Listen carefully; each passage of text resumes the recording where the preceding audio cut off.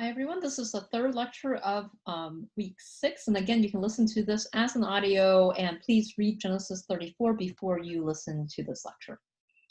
In this lecture we are going to be discussing a rather disturbing tale about the rape of Dinah, whose birth was mentioned, unlike most daughters, in Genesis chapter 30 verse 21.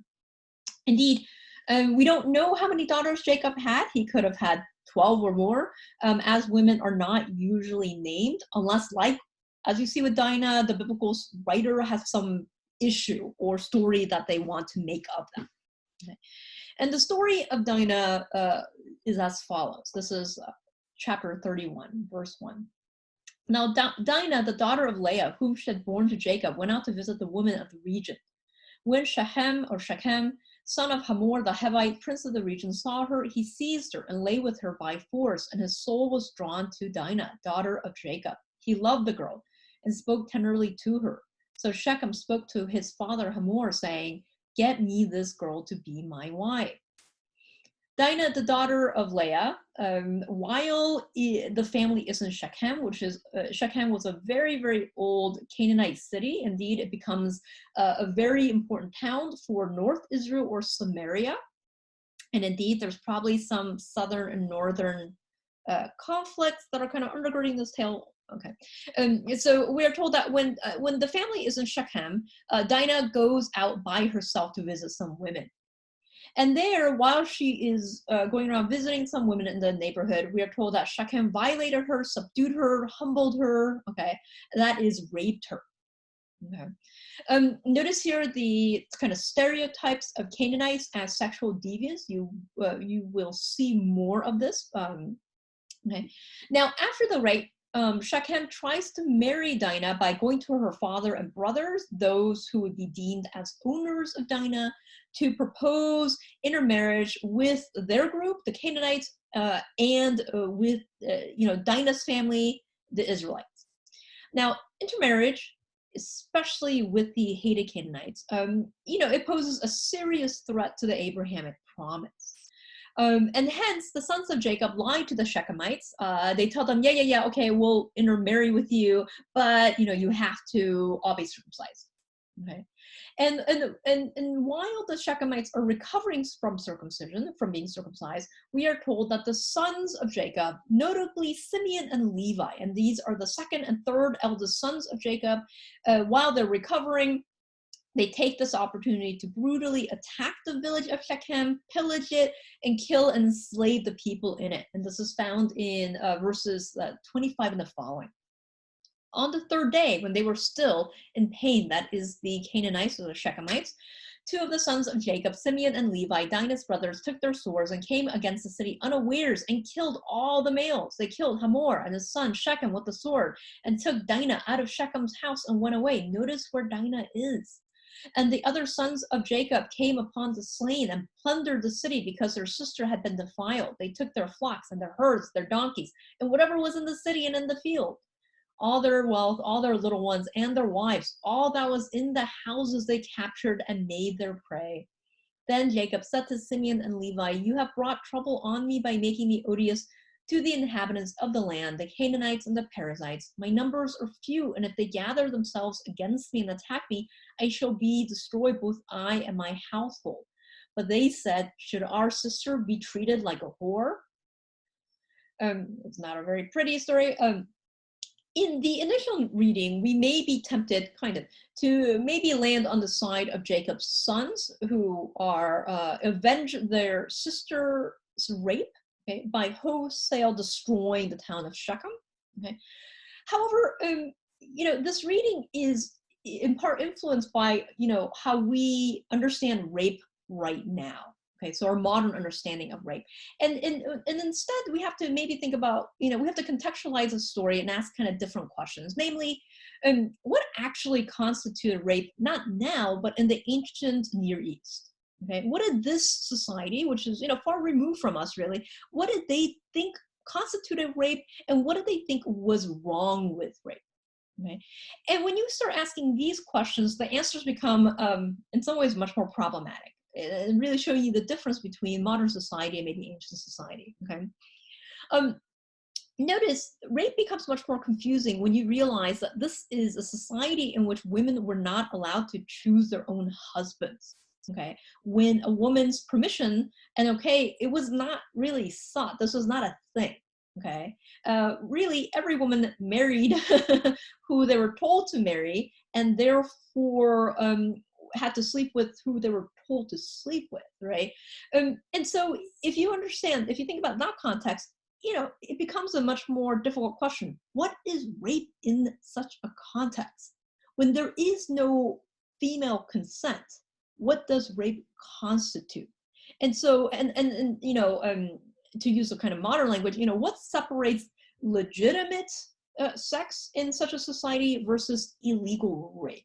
Okay. The commandments concerning rape in Deuteronomy 22, verses 23 and following, in particular, verses 28 and 29, clarify what rape means a bit more. And so I want to be clear that these laws or commandments are found later, so there's no, it's not clear whether the author of Genesis 34 has an understanding of the Deuteronomistic sense of rape. Okay, but this is what those laws say. If a man comes upon a virgin who is not engaged and he seizes her and lies with her, and they are discovered, the man who lay with her shall pay the girl's father, 50 shekels of silver, and she shall be his wife. Because he has violated her, he can never have the right to divorce her. And if you take this passage, notice again, right? It's not the sexual violation of the woman, right? The lack of permission by the woman, that's the problem here. Okay, rather the problem is not asking permission by cutting a deal with the owners of the woman, i.e. the fathers and the brothers beforehand. Okay, it is this not getting the permission of the woman's male owners, not paying them enough money, right, to marry the woman. That seems to be what constitutes rape. Okay. In other words, rape was seen as, at least in the few texts we have of it, as a devaluing of the property of a man, right? It's sort of like using his lawnmower or something without his permission, okay? And as a result, it is the men who are offended by rape, okay? Not necessarily the women per se, who were seen as kind of property without a voice, okay? And it is this that seems to so infuriate Dinah's brothers. The fact that Shechem has devalued their property without their permission. And this is what allows them kind of this wholesale permission to slaughter everybody in the town, take their riches, including taking, notice, women and children as slaves. And what we know about child and female slaves in the ancient world was that rape and sexual violations were, of course, commonplace. Okay? So notice how rape is used as an excuse for murder and for more rapes. And we're going to talk about a story later in the book of Judges that has similar resonances. Okay? That Dinah is not at the forefront of her brother's mind. It's clear if you think about what would have been actually better for her, what would have been better for her in this particular context. Okay, so again, there's no really good options here. Okay, but one can argue maybe being married to someone, even your rapist. I mean, okay, and then having the chance to maybe have children, namely sons. That this may be better, okay, than to be the woman who is merely devalued via rape, and who therefore has really no chance to be married. Right? And honestly, in a context in which a woman's permission is not really taken account when deciding marriages, notice many marriages might include marital rape, that this is kind of part of what marriage is. Okay? Rather, because of what her brothers do afterwards, right? Dinah's chance of being married, of course, now is at 0. Okay, and as I've talked about before, in a society in which you cannot inherit as a woman, when you can't really hold a respectable job, where your protection is namely your family or your male family members, what this means is that Dinah is now put at the utter mercy of her brothers, right? Brothers who, are a bit murderous, as we've just seen, right? In such a scenario, the law in Deuteronomy compelling the rapist to marry his victims, though pretty distasteful to us now, might actually be the more humane act. And scholars do argue that Deuteronomy has a more humanistic ethical streak. Okay? Adding to the difficulties and problems of this text, it is not clear whether this story is really about rape, okay? Or whether this, it should be read differently, right? As a kind of forbidden love story about premarital sex, okay? Indeed, in this context, as I keep saying, how can you tell willing premarital sex from unwilling premarital sex, right? Both entail the lack of permission from the woman's male owners. Right?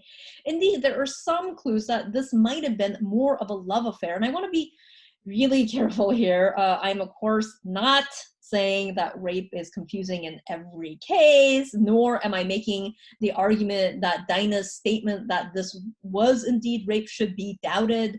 Rather, I am saying that in this particular story, the problem is that Dinah says nothing at all. Okay. She is utterly silent, and without her insight, we don't know what this is. We're only left with a few scattered and kind of silent clues in the text. Okay, and these clues maybe do hint that there's some murkiness here. Okay, first, notice that Dinah goes out to visit the women of the town alone. Again, I am not saying she was asking for it. I am not saying she shouldn't have been doing this. Okay, so that's not what I'm saying.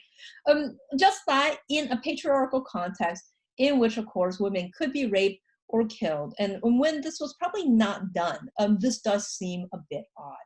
Okay, that does raise the question of, did she have a relationship with Shechem beforehand? Was she meeting him under the pretense of hanging out with the women in that village?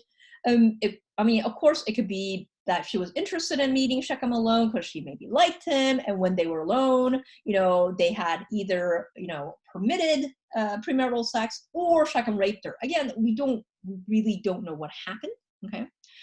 There are other clues here, ambiguous, of course. We are told that Shechem spoke tenderly to her and that he wanted to marry Dinah and fell in love with her.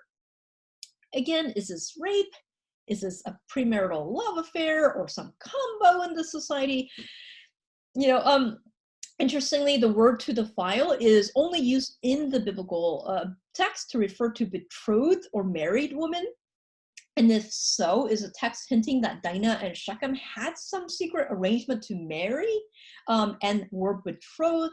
Or is it that Dinah was betrothed to somebody else? And if so, is that the real crime? Again, is this a love affair gone wrong, or is this rape? And without Dinah's voice, we don't know.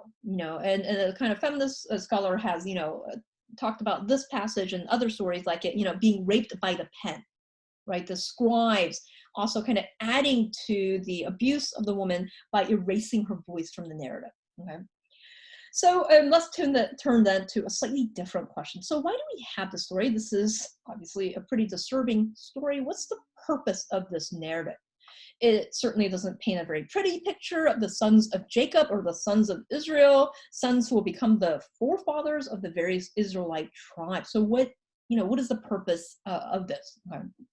One interpretation is that this is, again, about sibling rivalry, okay? And it's a little different here. Once we have the 12 sons who will become the 12 tribes of Israel, okay, all of them will be chosen, the theme of sibling rivalry switches, okay? It goes from being, who will be the chosen to who will become the lead tribe in Israel, okay?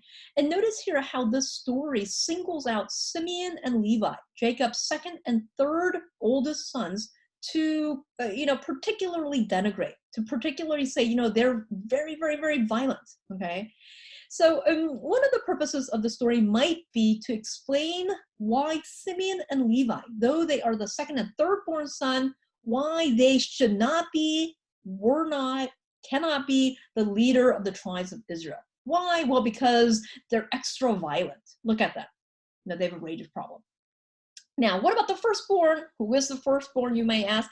And this is Reuben, okay? He is the firstborn son of Jacob and Leah, and he will be demoted a little bit later, okay? In Genesis 35, verse 22, for sleeping with one of his father's wives, which is a big no-no, okay? And Reuben will reemerge in the stories about Joseph as almost a kind of slightly bumbling fool, okay? And so who does that leave? With the first three sons of Jacob out of the way, now the son that is left, the oldest okay son left, is the fourth son, Judah. Okay, and incidentally, Judah is a tribe from which will emerge King David and King Solomon and Davidic throne. Okay, and relatedly or coincidentally, the scribes who wrote some of this text probably were sponsored by these kings. Okay, so it's probably not a huge coincidence that Judah comes off very, very well. Okay, indeed, you want to keep a close eye in Judah and his role in the next cycle of stories, which is about Joseph.